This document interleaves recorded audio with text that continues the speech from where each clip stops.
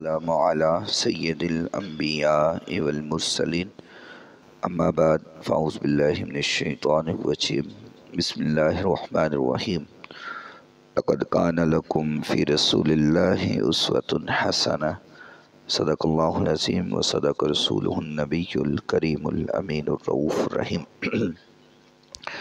آقا کائنات علیہ الصلوۃ والسلام کی ساری حیات طیبہ میرے اور آپ کے لیے اسوہ حسنہ ہے۔ ہر پہلو آپ کا ہر عمل ہمارے لیے سنت مطہرہ بن کر ہمارے لیے ثواب کا ایک باعث اور سبب ہے۔ جہاں معترضین آقا کائنات علیہ الصلوۃ والسلام کی زندگی کے حوالہ سے ہر موڑ پر اعتراض کرتے ہوئے نظر آتے ہیں، تو پہلی بات یہ ہے کہ جب ذات مصطفیٰ سامنے ہے تو میری اور آپ کی کیا اوقات ہے کہ ہم حضور کے بارے میں کوئی ایسی بات کہیں جس سے حضور کی عزت نہیں بلکہ کمی اور خامی ظاہر ہوتی ہو۔ آقا کائنات علیہ الصلوۃ والسلام کے بارے میں جب اللہ تعالیٰ نے فرما دیا کہ میرے محبوب پیغمبر وَرَفَعْنَا لَكَ ذِكْرَكَ، ہم نے آپ کے ذکر کو بلند کر دیا ہے۔ جب حضور کا ذکر بلند ہو چکا ہوا ہے تو میں اور آپ یا کوئی بھی زید بکر حضور کے بارے میں کوئی ایسا جملہ بولے جس سے حضور کی توقیر میں کمی ہوتی ہو تو اس سے آقا کی عظمت میں فرق آنے والا نہیں ہے، بلکہ بات کرنے والے کے اپنے کردار کا ضرور پتہ چل جاتا ہے۔ تو حضور کی ذات کے بارے میں اعتراضات قطعی طور پر نہیں کرنا چاہیے۔ اگر اشکال ہوں تو علماء سے تصحیح کر لینی چاہیے، لیکن اپنے آپ کو ایسے وسوسوں سے محفوظ رکھنا چاہیے۔ جہاں پر دیگر معاملات میں معترضین نے اعتراض کیا، وہاں پہ ایک بہت بڑا اعتراض آقا کائنات علیہ الصلوۃ والسلام کی شادیوں اور ازواج کے بارے میں بھی بہت کیا جاتا ہے کہ حضور نے اتنی شادیاں کیوں کی، اور معاذ اللہ نقل کفر نباشت بعض لوگوں کا جو اعتراض ہوتا ہے وہ اس قدر غمگیر ہو جاتا ہے کہ وہ ان شادیوں کو حضور کی خواہشات کے ساتھ جوڑ دیتے ہیں، حالانکہ ہر شادی حضور کی، ہر نکاح اللہ کے حکم سے ہوا ہے اور اس کے پیچھے کوئی نہ کوئی حکمت تھی، اور وہ حکمت دین اور اسلام کی آبیاری ہی تھی۔ جہاں پر جس انداز میں ضرورت پیش آئی اللہ تعالیٰ نے حکم دیا اور حضور نے پھر نکاح فرمایا۔ کچھ معاملات علاقہ وائز ہوتے ہیں، قبائل وائز ہوتے ہیں، اور موجودہ جو روایات چل رہی ہوتی ہیں اس کے مطابق ہوتا ہے۔ جیسے آج ہمارے معاشرے میں دوسری شادی کو ویسے بہت بڑا جرم سمجھا جاتا ہے۔ اگر کوئی دوسری شادی کرنا تو دور بات بھی کر لے تو لوگ دشمن ہو جاتے ہیں، تو دوسری شادی کرے گا، تو ہمارے معاشرے کا عجیب ماحول بن گیا، ہم اس کو جرم سمجھتے ہیں۔ اگر کوئی مرد گناہ کر لے تو ہم کہتے ہیں چلو خیر ہے، کوئی نہیں، مرد جو ہویا ہو گیا۔ تو جو کوئی دوسری شادی دی گل کر لے یا شادی کر لے تو اس کے نہیں تو بہت بڑا جرم کر لے۔ ہم نیکی کو مشکل بنا دیتے ہیں اور گناہ کو آسان بنا دیتے ہیں۔ تو بہرحال حضور نبی کریم صلی اللہ علیہ وسلم کی جو شادیاں ہیں، اگر تو صرف یہ بات سمجھنے کے لیے کر رہا ہوں، اگر تو یہ خواہشات کا معاملہ ہوتا تو آپ دیکھیں سب سے پہلے جو حضور کی شادی ہے، حضور نبی کریم صلی اللہ علیہ وسلم کی عمر مبارک 25 سال ہے ظاہری، اور سیدہ خدیجہ الکبریٰ رضی اللہ تعالی عنہا کی عمر 40 سال ہے۔ اگر خواہشات کا مسئلہ ہوتا تو حضور فرماتے ہیں میں جوان ہوں، کسی جوان عورت سے شادی کروں، 40 سال کی بوڑھی سے تو میں شادی نہیں کروں۔ تو آپ اس سے بخوبی سمجھ سکتے ہیں کہ یہاں مسئلہ خواہش کا نہیں تھا۔ مسئلہ کیا تھا کہ سیدہ خدیجہ الکبریٰ رضی اللہ تعالی عنہا عصرۃ العرب، ملکۃ العرب کہلاتی تھی، یعنی کہ عرب کی ملکہ، اور جس قدر اللہ تعالیٰ نے ان کو مال و دولت عطا کیا ہوا تھا پورے عرب میں اس کی مثال نہیں ملتی تھی۔ اور میں نے مختلف کتابوں میں پڑھا ہے کہ اس قدر اللہ تعالیٰ نے دولت سے نوازا ہوا تھا کہ جب کہیں خیمہ لگایا جاتا تھا تو اس کے جو قلعے لگائے جاتے تھے وہ بھی سونے کے ہوا کرتے تھے، اور جو خیموں کی رسیاں باندھی جاتی تھیں وہ رسیاں سونے اور چاندی کی تاروں سے بنی ہوتی تھی۔ اس قدر مال و دولت اللہ تعالیٰ نے عطا فرمایا تھا۔ اور اس وقت حضور کی شادی کرنے کا مقصد یہ تھا کہ دین اسلام کو تقویت ملے، اور سیدہ خدیجہ الکبریٰ رضی اللہ تعالی عنہا نے جیسے شادی کی تو بڑا ایک خوبصورت تاریخ میں اور احادیث کی کتابوں میں منظر ملتا ہے کہ جب حضور نبی کریم صلی اللہ علیہ وسلم اپنے حجرہ عروسی میں گئے تو حضور نے ایک جملہ بولا، فرمایا خدیجہ مجھے لگتا ہے تیرا میرا نبھا نہیں ہو سکتا۔ تو سیدہ پاک فرماتی ہیں حضور یہ آپ کیسی بات کر رہے ہیں، میں نے تو اللہ سے مانگ مانگ کے آپ کو لیا ہے، میں نے تو دعائیں کر کر کے آپ کے نکاح میں آئی ہوں، تو آپ یہ کیسے کہہ رہے ہیں کہ ہمارا نبھا نہیں ہو سکتا؟ حضور نے فرمایا خدیجہ میرا دل کرتا ہے کہ میرے پاس مال ہو، دولت ہو، پیسہ ہو، اور میں اس کو غرباء و مساکین میں تقسیم کروں، میں لوگوں کی مدد کروں، دین کی خدمت کروں، جس سے دین پھلے پھولے اور اس میں پذیرائی آ جائے۔ تو خدیجہ تیرے پاس مال ہے، ممکن ہے میں اس کو غرباء میں خرچ کروں، مساکین میں خرچ کروں، تمہیں برا لگے اور پھر ہمارا اس بات پہ تنازع ہو جائے اور نبھا نہ ہو پائے۔ تو سیدہ پاک نے فرمایا کہ حضور آپ پریشان نہ ہوئیے، میں نے آپ کے نکاح میں بعد میں آئی ہوں، یہ فیصلہ پہلے کر لیا تھا کہ میرا جتنا مال ہے آج کے بعد میرا نہیں ہے، وہ محمد رسول اللہ صلی اللہ تعالی علیہ وسلم کا ہے، یہ آپ کا ہے، آپ جہاں اس کو خرچ کرنا چاہیں آپ کریں۔ تو پھر آپ نے اس جو پیسہ تھا سیدہ پاک کا، اس سے غرباء کی مدد کی، مساکین کی مدد کی، غلاموں کو آزاد کروایا، دین کو تقویت ملی۔ تو اب یہاں پر اگر خواہشات کا مسئلہ ہوتا تو پھر آپ 25 سال کی عمر میں کبھی 40 سال کی عورت سے شادی نہ کرتے یہ، اور پھر جب تک سیدہ پاک حیات رہی ہیں آپ نے دوسری شادی نہیں کی جب تک، اور اس کے بعد جب آپ پردہ فرما گئیں تو پھر جیسے جیسے اللہ تعالیٰ کو حکم ہوا۔ اب بڑا اعتراض سیدہ امی جان عائشہ صدیقہ رضی اللہ تعالی عنہا کے بارے میں کیا جاتا ہے کہ آپ کی عمر مختلف روایات میں 8 سال یا 10 سال جو ملتی ہے، کہتے دیکھیں یہ تو بہت تھوڑی عمر تھی، اور حضور کی عمر 40 سال ہے، تو اب 40 سال کے مقابلے میں 10 سال کی تو واقعی بچی ہوتی ہے۔ اب یہاں پر اگر خواہش کا مسئلہ ہوتا تو حضور کبھی بھی اتنی کم عمر لڑکی کے ساتھ شادی نہ کرتے۔ اب یہاں پہ مقصد کیا تھا کہ یہاں پر اب ضرورت تھی کہ دین اسلام مردوں تک تو پہنچ چکا ہے، اور مردوں تک پہنچانا آسان ہے، صحابہ اکرام اپنا کام کر رہے ہیں، لیکن آپ جانتے ہیں کہ ایک عورت کی تربیت کا مطلب ہوتا ہے پورے خاندان کی تربیت کرنا۔ آپ کسی مرد کو جتنا مرضی دین اسلام سمجھاتے رہیں، لیکن اگر گھر کا ماحول اسلامی نہیں ہے نا تو وہ مرد کبھی اسلامی نہیں ہو سکتا، اس گھر کے بچے کبھی اسلام پر نہیں چل سکتے اگر عورت اسلامی نہیں ہے۔ اگر گھر کی خاتون دین اسلام کی سمجھ بوجھ نہیں رکھتی نا، جاہل ہے، تو آپ جانیں گے آپ لاکھ ایک بندے کو سمجھاتے رہیں، دین پڑھاتے رہیں، آپ بچوں کو لاکھ پڑھاتے رہیں، اگر گھر کا ماحول دینی نہیں ہے نا تو وہ بچے دینی نہیں ہو سکتے۔ تو ایک عورت کی تربیت پورے خاندان کی تربیت ہوتی ہے۔ اب اس وقت ضرورت تھی کہ خواتین کو سمجھانے کے لیے کوئی ایسی خاتون ہو جو ذہین بھی ہو، جو سمجھدار بھی ہو، جس کو یاد رکھنا بھی آسان ہو اور آگے سمجھانا بھی آسان ہو۔ سیدہ امی جان عائشہ صدیقہ رضی اللہ تعالی عنہا اس قدر ذہین تھی، اور اللہ تعالیٰ نے حافظہ عطا فرمایا تھا کہ آپ پوری ذخیرہ احادیث اٹھائیں، احادیث کی ساری کتابیں اٹھائیں، ان میں خواتین میں جتنی احادیث سیدہ امی جان عائشہ نے بیان کی ہیں کسی خاتون نے بیان نہیں کی ہیں۔ سب سے زیادہ احادیث کی راویہ جو ہیں وہ امی جان عائشہ صدیقہ رضی اللہ تعالی عنہا ہیں، اور پھر جو مقصد تھا اللہ تعالیٰ نے اس کو پورا کیا کہ سیدہ، اور اصل آپ پھر سوال کر سکتے ہیں کہ ویسے بھی تو سمجھایا جا سکتا تھا، شادی کرنے کی کیا ضرورت تھی؟ جو مسائل بیوی کو بتائے جا سکتے ہیں وہ عام عورت کو نہیں بتائے جا سکتے۔ میں ہوں، آپ ہیں، یا کوئی بھی ہے، جو بات میں اپنی بیوی کو سمجھا سکتا ہوں جس طریقے سے، اب میں کسی محلے کی خاتون کو جا کے نہیں سمجھا سکتا۔ اگر کوشش کروں گا تو لوگوں نے ویسے فتوے لگانا شروع کر دینے، اور آج کا یہ معاملہ ہے، تب تو معاملہ ہی بڑا سخت تھا، دین کے دشمن ہی بہت زیادہ تھے، اسلام کے دشمن بہت زیادہ۔ اگر حضور کسی غیر محرم خاتون کو دین سمجھانے کے لیے بھی پاس بٹھا لیتے تو دنیا نے ویسے جینا حرام کر دینا تھا۔ تو سیدہ امی جان عائشہ کے ساتھ شادی کرنے کا مقصد صرف یہ تھا کہ تاکہ خواتین تک اور گھروں تک دین کو پہنچایا جائے۔ اور آپ ذہین کس لیول کی تھی سیدہ امی جان عائشہ صدیقہ رضی اللہ تعالی عنہا، چونکہ چھوٹی عمر تھی تو تھوڑا سا بچپنا بھی تھا، تو ایک مرتبہ آپ کھیل رہی تھی اور کچھ کھلونوں میں ایک گھوڑا تھا جس کے 2 پر تھے،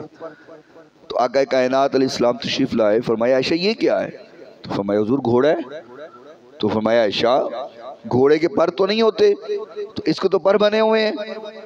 تو آپ نے فرمایا حضور حضرت سلیمان کے گھوڑوں کے پر نہیں تھے؟ تو آپ کے پر نہیں ہوتے، اڑتے نہیں تھے؟ یعنی کہ ذہین تھی، ان کا ذہن یہاں تک تھا کہ ان کو یہ بھی پتا تھا کہ سلیمان علیہ السلام کے گھوڑے کے پر بھی تھے۔ تو آپ یہاں پر کسی اعتراض کرنے والے کا اعتراض اگر یہ ہو تو آپ اس سے بات کر سکتے ہیں کہ اگر یہاں پہ خواہشات کا مسئلہ ہوتا تو حضور کبھی بھی اتنی چھوٹی عمر کی لڑکی کے ساتھ شادی نہ کرتے، اور خواہشات کا مسئلہ ہوتا تو اپنی سے بڑی عمر کی عورت سے بھی شادی نہ کرتے۔ اس کے بعد جو ازواج ہیں جنگ بدر میں اور پھر جنگ احد میں بہت سارے صحابہ کرام رضوان اللہ علیہم اجمعین شہید ہوئے، نصف سے زیادہ جو گھرانے تھے وہ بے آسرا ہو گئے۔ اب حضور نبی کریم صلی اللہ علیہ وسلم نے یہاں پہ حکم فرمایا صحابہ کرام سے کہ صحابہ جو بیوگان ہیں، اب جن کے پاس کوئی سہارا نہیں ہے، اور وہ وقت وہ تھا کہ کافر تو موقع تلاش کرتے تھے کہ ہم مسلمانوں کو ظلم و زیادتی کا نشانہ بنائیں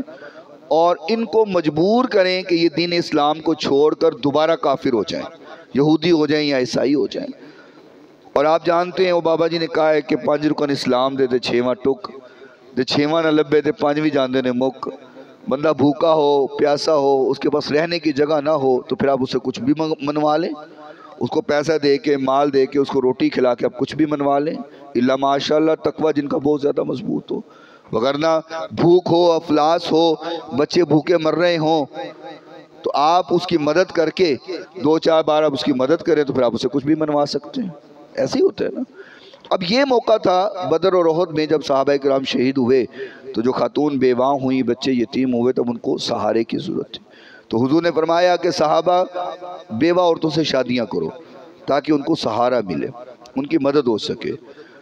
تو سب سے پہلی بات تھی کہ اگر حضور خود نہ کرتے تو صحابہ کرام کو جیسے مرضی حکم فرماتے تو صحابہ سوچ میں پڑ جاتے۔ تو اس دوران حضور نبی کریم صلی اللہ علیہ وسلم نے مختلف اوقات میں حضرت سودا رضی اللہ تعالی عنہا سے، حضرت ام سلمہ رضی اللہ تعالی عنہا سے، حضرت زینب بنت خزیمہ رضی اللہ تعالی عنہا جو بیواں تھی ان کو سہارا دینے کے لیے حضور نے ان سے شادیاں کی۔ اب یہاں پہ مقصد خواہشات کا نہیں تھا، یہاں پہ مقصد سہارا دینے کا تھا، یہاں پہ مقصد بیوگان کو ایک چھت دینے کا تھا، ان کو اپنی زوجیت میں لے کر ان کی مدد کرنے کا مقصد تھا۔ پھر جب حضور نبی کریم صلی اللہ علیہ وسلم نے بیواؤں سے شادیاں کی تو پھر صحابہ کرام نے حضور کی سنت کو پورا کرتے ہوئے پھر صحابہ کرام نے بھی شادیاں کی، اور پھر جتنی بیوگان تھی سب کو اپنا اپنا گھر مل گیا اور سہارا مل گیا۔ اسی طرح حضرت عمر فاروق رضی اللہ تعالی عنہ کی بیٹی حضرت حفصہ رضی اللہ تعالی عنہا، آپ کے جو شوہر تھے وہ بھی شہید ہو گئے تھے، تو حضرت عمر فاروق رضی اللہ تعالی عنہ بڑے پریشان تھے کہ میری بیٹی بیوہ ہو گئی ہے، میں اس کے بارے میں کیا کروں۔ اور حضور کے تو آپ جانتے ہیں کہ دلدار تھے عمر فاروق رضی اللہ تعالی عنہ، تو اس پریشانی کو دور کرنے کے لیے حضور نبی کریم صلی اللہ علیہ وسلم نے حضرت حفصہ سے شادی فرمائی۔ اور آپ جانتے ہیں کہ کسی بھی قبیلے کے ساتھ یا کسی بھی خاندان کے ساتھ تعلق کو مضبوط کرنے کے لیے ایک طریقہ ہوتا ہے، یا تو بیٹی کی شادی دے دی جائے یا بیٹی کی شادی لے لی جائے۔ اور آپ جانتے ہیں مختلف خاندانوں میں سالہ سال سے اگر جنگیں چل رہی ہوں لڑائیاں چل رہی ہوں تو جب صلح کی جاتی تھی تو جو پنچایتی بندہ ہوتا تھا یا بڑا بندہ ہوتا وہ یہی کہتا تھا کہ یا تو بیٹی دے دو ان کو یا ان سے بیٹی لے لو، کیوں کہ جب رشتہ دیا جائے گا تو تعلق مضبوط ہو جائے گا، وہ دشمنی ختم ہو جائے گی، یہ ہمیشہ سے طریقہ کار رہا ہے۔ تو یہاں پر حضرت عمر فاروق رضی اللہ تعالی عنہ کی بیٹی سے حضرت حفصہ سے حضور نے شادی فرمائی، جس سے حضرت عمر فاروق رضی اللہ تعالیٰ عنہ کا وہ غم بھی دور ہوا اور حضور سے رشتہ اور مضبوط ہو گیا۔ اسی طریقے سے حضرت ابو سفیان رضی اللہ تعالیٰ عنہ اسلام لانے سے پہلے بڑے سخت ترین دشمن تھے اسلام کے، اور انہوں نے بڑا نقصان پہنچایا، اور جو صحابہ غریب مسلمان ہوتے تھے غلام مسلمان ہوتے تو ان پہ ظلم و زیادتی والے بہت سارے واقعات ملتے ہیں۔ لیکن جب حضور نبی کریم صلی اللہ علیہ وسلم کے ہاتھ پر آپ نے اسلام قبول کیا تو انہوں نے پھر 3 شرطیں رکھی. اس میں ایک شرط یہ بھی تھی کہ آپ میری بیٹی سے پھر شادی کر لیں. تو اس دوران اس دشمنی کو ختم کرنے کے لیے اور اس تعلق کو مضبوط کرنے کے لیے حضرت ام حبیبہ رملہ رضی اللہ تعالی عنہا سے حضور نبی کریم صلی اللہ تعالی عنہ نے شادی کی. اسی طریقے سے حضرت جویریہ رضی اللہ تعالی عنہا یہ بھی ایک دشمن قبیلے کی بیٹی تھی اور سالہ سال سے جنگیں چل رہی تھی. حضور نے جہاد بھی کیا ان کے خلاف. پھر جب صلح ہوئی تو انہوں نے پھر کہا کہ آپ ہماری بیٹی سے شادی کر لیں تاکہ ہمارا تعلق مضبوط رہے. تو اب حضور نبی کریم صلی اللہ علیہ وسلم نے حضرت جویریہ رضی اللہ تعالی عنہا سے نکاح فرمایا. اسی طرح دیگر ازواج کے بارے میں بھی جو تفصیل ملتی ہے، اگر میں سب کو بیان کرنا شروع کر دوں تو کافی ٹائم چاہیے. اب آپ یہ ساری باتیں جو سن چکے ہیں، یہاں پر حضور کی جو شادیاں ہیں یا جو حضور کے ازواج ہیں، کیا آپ سمجھتے ہیں کہ کیا یہ خواہشات کا معاملہ تھا؟ یہاں پر صرف دین کی آبیاری، دین کے ساتھ لوگوں کا تعلق مضبوط کرنا اور لوگوں کو دین پہنچانا، صرف یہ مقصد تھا. وگرنہ حضور کو خواہشات یا معاذ اللہ جو جملہ وہ بولتے ہیں، صرف سمجھانے کے لیے جملہ بولتا ہوں کہ وہ جنسی معاملات کو پورا کرنا مقصد نہیں تھا. یہاں دین کی آبیاری مقصد تھا. اور جیسے جیسے اللہ تعالیٰ نے حکم فرمایا، اور یہ اللہ کا ہی حکم ہوتا رہا ہے، آقا نے اپنی مرضی سے کوئی شادی نہیں کی. اور اس کی آخری بات سن لیں جس کی وضاحت اس بات سے ملتی ہے کہ جب حضور نبی کریم صلی اللہ علیہ وسلم کا کسی معاملہ میں اما جان عائشہ صدیقہ رضی اللہ تعالیٰ عنہا کے حوالے سے ایک معاملہ بنا اور لوگوں نے الزام تراشی کی، اور حضور نبی کریم صلی اللہ تعالیٰ علیہ وسلم بھی پریشان رہے اس معاملے میں. جب امی جان عائشہ صدیقہ رضی اللہ تعالیٰ عنہا پر کچھ کفار نے الزام تراشی کی تو حضور کی پریشانی کے معاملے میں حضرت سیدنا عمر فاروق رضی اللہ تعالی عنہ نے جب دیکھا کہ حضور اس قدر پریشان اپنی بیوی کے حوالہ سے، تو انہوں نے ایک جملہ بولا، فرمایا حضور آپ نے ان بیویوں سے جو شادیاں کی ہیں اپنی مرضی سے کی ہیں؟ تو فرمایا نہیں. تو فرمایا کس کے حکم سے کی ہیں؟ تو کہا حضور نے فرمایا کہ اللہ کے حکم سے. تو عمر فاروق رضی اللہ تعالیٰ عنہ عرض گزار ہوئے، فرمایا حضور جب شادیاں اللہ کے حکم سے ہوئی ہیں تو اللہ جانے، اللہ کا کام جانے، آپ کیوں پریشان ہوتے؟ جب یہ بیویاں اللہ کے حکم سے بنی ہیں تو پھر آپ کیوں پریشان ہو رہے ہیں؟ اللہ تعالیٰ خود ہی فیصلہ فرما دے گا. اگر واقعی غلط ہوں گی تو اللہ جدا کر دے گا، اور اگر ٹھیک ہوں گی تو پھر وہی والا معاملہ ہو جائے گا. اور وہی ہوا کہ پھر اللہ تعالیٰ نے وہی نازل فرمائی اور فرمایا ان الذین یرمون المحصنات الغافلات المؤمنات لعنوا فی الدنیا والآخرہ. فرمایا جو معصوم اور سیدھی سادھی عورتوں پر، جو شریف عورتوں پر، نیک عورتوں پر الزام تراشی کرتے ہیں، بہتان لگاتے ہیں، فرمایا لعنوا فی الدنیا والآخرہ، ان پر دنیا اور آخرت میں لعنت ہے. یہ حکم ہوا. پھر اللہ تعالیٰ نے جو آیت مبارکہ فرمائی وہ تو نہایت ہی لطف اندوز انسان ہوتا ہے جب اس آیہ مبارکہ کو پڑھتا ہے اور یا اس کا معنی اور مفہوم سمجھتا ہے. حضور نبی کریم صلی اللہ علیہ وسلم کو اللہ تعالیٰ نے تسلی دینے کے لیے، دل جوئی دینے کے لیے فرمایا محبوب آپ کیوں پریشان ہوتے ہیں؟ الخبیثات للخبیثین والخبیثون للخبیثات والطیبات للطیبین والطیبون للطیبات. فرمایا محبوب آپ کیوں پریشان ہو رہے ہیں؟ برے مرد بری عورتوں کے لیے، بری عورتیں برے مردوں کے لیے، پاک مرد پاک عورتوں کے لیے، پاک عورتیں پاک مردوں کے لیے. تو اتنا بڑا حکم اللہ تعالیٰ نے دے دیا اور اللہ نے فرمایا محبوب جب آپ پاک ہیں، اس کا مطلب ہے کہ جب آپ پاک ہیں تو کوئی ناپاک عورت آپ کے قریب آ کیسے سکتی ہے؟ فرمایا محبوب آپ پریشان ہو. تو اللہ تعالیٰ نے خود ہی بھی فیصلہ فرما دیا کیونکہ حکم اللہ کا تھا. تو اس لیے اس قسم کا اعتراض کرنا یہ ایمان کی کمزوری ہے، اور اس کو بیان کرنے کا مقصد یہ تھا کہ کوئی اس قسم کا کمزور ایمان والا آپ کے ایمان کو خراب نہ کرے، آپ کے ایمان کو خراب نہ کرے، آپ کا ایمان ڈگمگا نہ جائے اس کی باتیں سن کے کہ پتہ نہیں شاید یہ ٹھیک کہہ رہا ہے. تو یاد رکھنا کبھی بھی حضور کی ذات یا حضور کے ساتھ جو جڑے ہوئے ہیں، جو حضور کی نسبت والے ہیں، ان کے ایمان اور ان کے معاملات کے بارے میں شک نہ کرنا، کبھی شک نہ کرنا، کیونکہ وہ شک ہمیں بے ایمان کر دے گا، تو اس سے بچنا ہے۔ حضور کی ذات اور حضور سے جڑنے والے اور نسبت والوں کے بارے میں کبھی شک دل میں لے کر نہیں آنا۔ حضور بھی پاک ہے اور حضور سے جڑنے والا ہر نسبت والا بھی پاک ہے۔ قرۃ عینی بک یا رسول اللہ۔